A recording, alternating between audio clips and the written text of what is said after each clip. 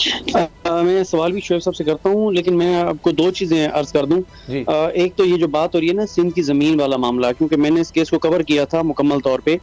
मामला ये था कि सिंध हुकूमत ने ज़मीन दी और ज़मीन के तबादले में दी। बहुत प्राइम लोकेशन के ऊपर जो बहुत इंपॉर्टेंट ज़मीन थी वो देकर, और उसके बदले में मुख्तलिफ टुकड़ों में बलूचिस्तान और बलूचिस्तान के बॉर्डर पर और ऐसी जगहों पर ज़मीनें लीं जिनकी उसके मुकाबले में कोई वक़्त नहीं थी।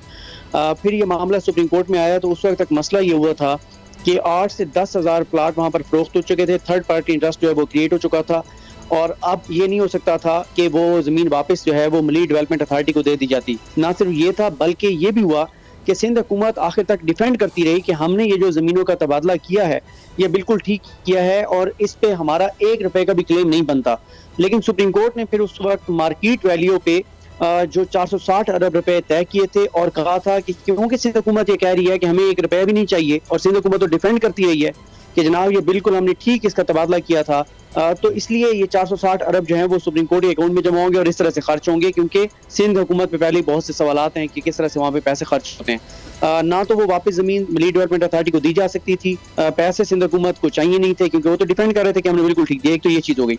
दूसरा, जहाँ तक 190 मिलियन पाउंड की बात है, देखें इसमें कल भी इमरान खान साहब ने बिल्कुल दुरुस्त कहा, काबीना बैठे अभी आज रात को, अभी बैठ के काबीना कहे कि वो जो फैसला काबीना ने किया था वो बिल्कुल गलत था, हम वो फैसला वापस लेते हैं और हम डायरेक्शन देते हैं कि 24 घंटे के अंदर अंदर जो है ये 190 मिलियन पाउंड जो है वो वापस कौमी खजाने में जमा कराए जाएं। 1 घंटे के अंदर अंदर सुप्रीम कोर्ट से वो पैसे वापस कौमी खजाने में जमा हो जाएंगे।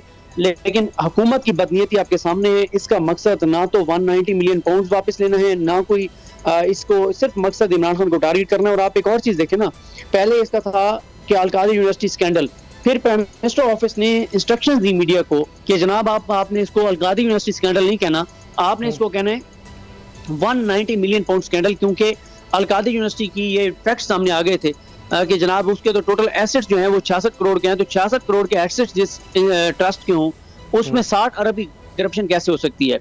तो ये सारे मामलात हैं। तो ये शोएब शाहीन साहब से पूछ लें कि क्या काबीना दोबारा ये पैसे वापस लेने का कह सकती है, नहीं कह सकती। मेरी तो ये राय थी जो मैंने आपको दे दी। जी शोएब शाहीन साहब, आपने सुना सदीक जान को, आप इस पर कमेंट करेंगे?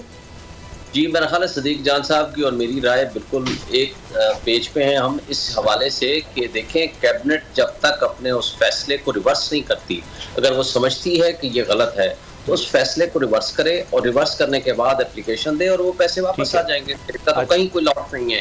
तो इसका मतलब है कि वो करना चाहते नहीं है, लेकिन वो पॉलिटिकली अदरवाइज थ्रू मीडिया वो सिर्फ इमरान खान को ब्लैकमेल करना चाहते हैं। सही। शोएब शाहीन साहब, आपको चूंकि जाना है, आपने बड़ा हमें वक्त दिया, बड़ी मेहरबानी आपकी sir, thank you so much. लगारी साहब, ये जो सुप्रीम कोर्ट में इलेक्शन वाला मामला है, ये अब क्या बनेगा? इसका आपको क्या नजर आ रहा है? अक्टूबर में भी इलेक्शंस हो सकेंगे? नहीं, क्योंकि अब तो पहले हम देखते थे निगरान हुकूमत तो मुसलसल कहती थी कि जी हमें जो हुक्म दिया जाएगा हम करेंगे, हम इलेक्शंस करवाएंगे। इलेक्शन कमीशन भी पहले कहता रहा जी हमें रकम का मसला है, हमें सिक्योरिटी का मसला है, वो रकम का मसला हल हो गया तो अब इलेक्शन कमीशन कह रहा है कि जी ये तो इस पर नजरसानी करें आप, ये तो आप कर ही नहीं सकते सुप्रीम कोर्ट ये।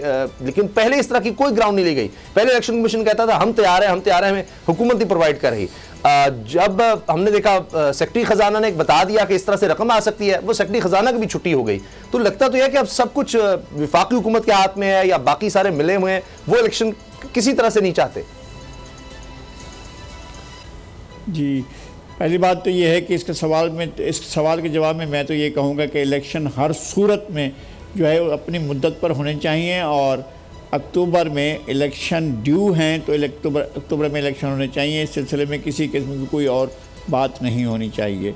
उससे पहले वाली जो बात हो रही थी जो काबीना उसको रिव्यू करे, तो मेरा ख्याल ये है कि इससे वो जुर्म ख़त्म नहीं हो जाएगा जो सरजद हुआ और जो जुर्म किया गया है, और वो ख़त्म नहीं होगा कि एक पाकिस्तान के ख़जाने में जो रकम जमा होनी थी वो पाकिस्तान के ख़जाने में नहीं गई बल्कि किसी और अकाउंट में चली गई।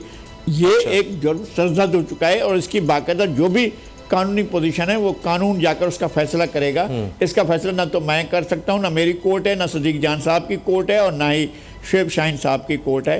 ये फैसला जो है वो जो भी मजाज कोर्ट होगी वही करेगी, इसलिए कि पैसा जहाँ जाना चाहिए था वहाँ नहीं गया था। एक बात। दूसरी बात यह है कि इलेक्शन पाकिस्तान में जो अब तक की ट्रेडिशंस हैं वो उसी तरह से, इन्होंने बहुत सी चीज़ें मामूलात से हट कर की। ऐसा कभी नहीं हुआ कि किसी ऐवान की सबसे बड़ी पार्टी ऐवान छोड़ दे। यानी इससे पहला तजर्बा भी इन्होंने किया था। इससे पहले भी 2013 की असम्बली को इन्होंने छोड़ दिया था और कई महीनों के बाद फिर वापस आ गए थे, जिस पर वो ख्वाजा आसिफ ने कहा था कोई शर्म होती है, कोई हया होती है। और इसके बाद भी इन्होंने ये दूसरी मिसाल कायम की कि सबसे बड़ी पार्टी उस ऐवान की होने के बावजूद असम्बली छोड़कर चले गए और कहा कि नहीं हम इस्तीफे देकर जा रहे हैं, और एक दिन भी नहीं बैठे बतौर अपोजिशन। तो मुझे समझ में नहीं आता है कि ये किस लिए इलेक्शन चाह रहे हैं, ये जब इनको ऐवान में नहीं बैठना है। अच्छा फर्ज करें ये हवा बनी हुई है ना, अगर मैं कहता हूँ ये हवा गलत बनी हुई है, मैं ये कहता हूँ कि इमरान खान के बारे में ये जो तासुर फैलाया गया है वो बहुत पॉपुलर है, नहीं है पॉपुलर, और मेरा ये स्टैंड है कि नहीं है पॉपुलर। अगर वो इलेक्शन हार जाते हैं और बुरी तरीके से हार जाते हैं तो कोई चलें इलेक्शन जब चाहें करा दें, कल करा दें, लेकिन क्या वो रिजल्ट मानेंगे? वो तो फिर डंडा लेकर खड़े हो जाएंगे कि नहीं मैं नहीं मानता हूँ इलेक्शन को। उससे पहले उन्होंने 2014 में भी किया, 2013 में भी यही किया। इसके बाद इस वक्त जब एक दिन के लिए भी अपने उसमें अपोजिशन में नहीं बैठे, अपनी दो हुकूमतें तोड़ दी, और अब ये कहते हैं कि मुझे वो फुला ने कहा था, जी उन साहब ने कहा था तो तोड़ दो, मैंने तोड़ दी। तो अब अगर ऐसे फैसले होने हैं तो फिर पार्लिमानी निज़ाम तो इस तरह नहीं चलता है। हाँ जी, पार्लिमानी निज़ाम का मतलब ही ये होता है कि अवाम के मुंतखब नुमाइंदे बैठे हैं ऐवान में और एक दूसरे के साथ सलाह मशवरा करके आगे बढ़ें। ये तो इस पर यकीन नहीं रखते, वो कहते हैं कि मैं हूँ या कोई और नहीं होना चाहिए, कोई भी नहीं होना चाहिए। सही। अच्छा तो इन्होंने इंतकाम की तारीख रकम की है, जो इनका 3.5 साल पौने 4 साल का दौर है, किसी सियासी कारकुन की हो गया, तमाम लोगों को इकरार द बोर्ड, बड़ी पार्टियों को तो बिल्कुल जेल में रख दिया ना, सबको, खानदानों को नहीं छोड़ा यार, कैसी बात करते हैं इन्होंने तो 24 घंटे भी नहीं जेल में गुजारे। जी शायद इसलिए भुगत भी रहे हैं लगारी साहब। अब तो वो 1-1.5 साल मेरा ख्याल है उतने या उससे ज्यादा कारकुन भी और दीगर लोग कुछ भी नहीं भुगता। अच्छा कुछ भी नहीं भुगता, एक दिन भी जेल में नहीं गया यार। अच्छा नहीं सर, 1-2 दिन तो वो हिरासत में तो चले रहे हैं। अच्छा सिद्दीक जान, आप क्या समझते हैं ये अब इलेक्शंस वाला मामला, 14 मई भी गुजर गई और अभी अक्टूबर भी है, लेकिन हुकूमत की जो बातें उससे ऐसे लगता है कि अभी स्टेबिलिटी आएगी तो फिर इलेक्शन होंगे, तो क्या अक्टूबर तक कुछ स्टेबिलिटी आ भी जाएगी?